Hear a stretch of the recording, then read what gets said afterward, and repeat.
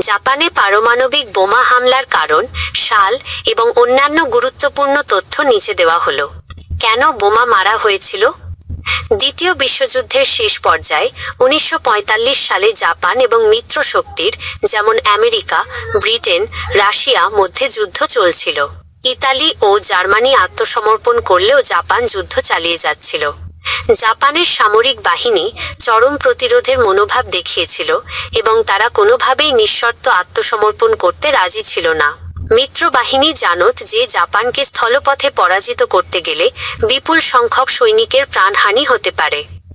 এমতাবস্থায় দ্রুত যুদ্ধ শেষ করার জন্য এবং নিজেদের ক্ষয়ক্ষতি কমানোর জন্য আমেরিকা এক চরম সিদ্ধান্ত নেয়।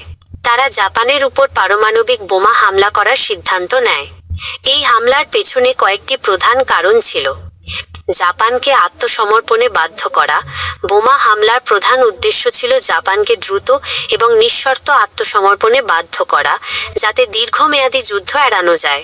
2. আমেরিকার সামরিক শক্তি প্রদর্শন। তৎকালীন সময়ে আমেরিকা পারমাণবিক বোমা তৈরি করতে সক্ষম হয়েছিল।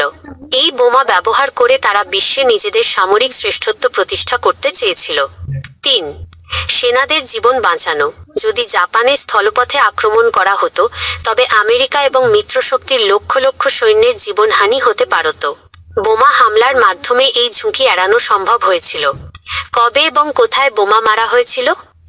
প্রথম বোমা 1945 সালের 6 আগস্ট জাপানের হিরোশিমা শহরে প্রথম পারমাণবিক বোমাটি ফেলা হয়।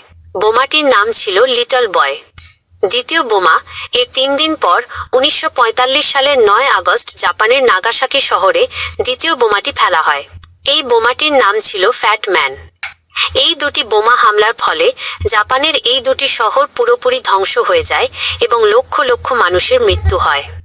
হামলার ভয়াবহতা দেখে জাপান শেষ পর্যন্ত 1945 সালের 15 আগস্ট আত্মসমর্পণ করতে বাধ্য হয় এবং এর মাধ্যমে দ্বিতীয় বিশ্বযুদ্ধের সমাপ্তি ঘটে।